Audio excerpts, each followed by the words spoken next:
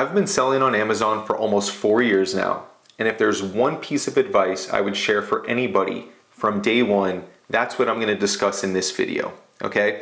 It's not overly complex, it's not overly complicated, it's not about supplies, softwares, whatever. It is tracking your products from day one. And what I mean by tracking, let's not overcomplicate this, okay? I'm going to share with you exactly what I do in my Google Sheet. Think about this before I tell you exactly the things that I track. When you're sourcing and you put in the time, you run it through your profit calculator, you look at Keepa, you've done 90% of the work regardless of whether it works out or doesn't, okay? And another thing that you don't realize necessarily early on is that all products, for the most part, are cyclical. And what I mean by cyclical is that they have cycles, right? So at any given point, sometimes it could be a great time to buy, sometimes it's a good time to buy, sometimes it's a bad time to buy, so on and so forth. So just because something is good today doesn't mean it'll be good tomorrow. And just because something's bad today doesn't mean it'll be bad tomorrow. When people talk about replenishable products, that's like such a hot word.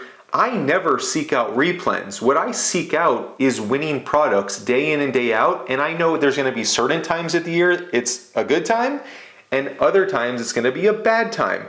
But if I don't have a system in place to follow up and track that, then I'm never going to get it at the right time unless it's just luck, right? So basically, tracking products. This is what I do. I have a Google Sheet. And here's a couple of different things that I track. For one, everything that I've bought, okay? For one, if I ship things to a prep center or my house, we're gonna have the ASIN, the description, the date, the order number, things like that, right? The obvious stuff so that when you receive it, you know how to list it. So that's the easy part. The stuff in addition to that is going to be the things you didn't buy. One column I have in my sheet is called not enough profit. So this is for products that maybe I'm just $5-10 short of the profit or 10% ROI away. I'm proud of myself that I found it. I'm proud of myself I didn't pull the trigger, but today it doesn't make sense. So maybe during Q4 when everything is highly discounted, I go revisit that because I've done 90% of the work. Or maybe I know in a week from now because I think the seller count was starting to decrease. I'll revisit that. Or maybe it's from a site I'm not familiar with and maybe I can figure out how to get a coupon code. Or maybe I wait for Rakuten to have a 15% cashback day. So all of these instances, right? If you have a product on the cusp of just not enough profit today, there is a very, very likely chance that there will be a day in the not so distant future that it will make sense. But you won't know unless you have that product somehow tracked. So in a on a Google Sheet, it's literally for me the ASIN, it's literally for me the description, ASIN, and maybe a note and a link to where I saw it, and a note of why it just wasn't profitable enough. I need an extra $5 or whatever. Little note to yourself. You know, it takes 5 seconds to put that stuff in. So that's one, not enough profit. Okay. Another one that I absolutely love is out of stock. This is when you go to all these different sites, maybe in Keepa it's out of stock and you can't find any of this product. I love keeping an out of stock list. And with this I have description, ASIN, and a couple of different links to sites where they carry it. And maybe at the end of my day, every day when I'm sourcing, I literally just go down the list clicking. And if I do that, what's gonna happen? It's just a numbers game. Eventually, if I'm doing that every day, some of them are gonna be back in stock and I'm gonna be the first ones to sell that product. Again, not enough profit and for out of stock, you've already done the hard part. Just keep track of them and stay on top of them. And the out of stock is so simple. It's literally just clicking a link, and if it's in stock, it can likely make sense for you.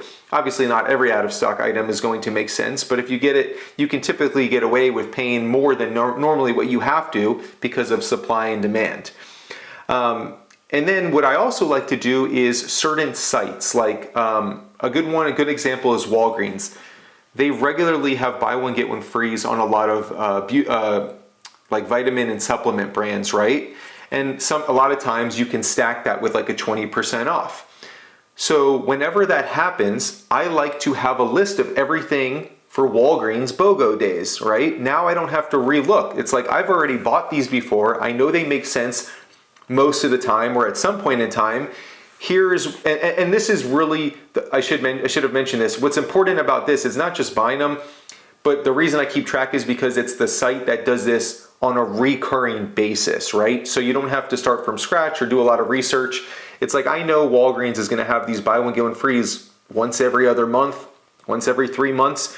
I don't have to go digging through this certain brand. It's all right here. And there's a couple of different sites that I have like that. So that's really it. Super simple, don't complicate things. One Google Sheet, things that I've bought, not enough profit, out of stock, certain sites that have recurring themes.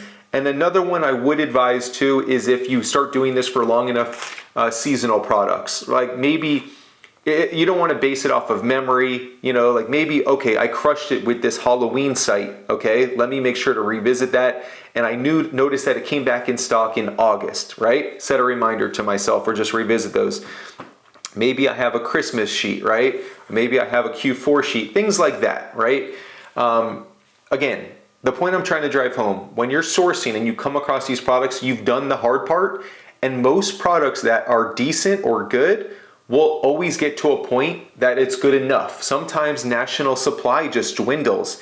Supply and demand happens, you know? So you just happen to catch it at the right time, or a sale that you never knew existed or is new this year happens. So keep track of your products. And another thing, I'll mention, this is a little more advanced.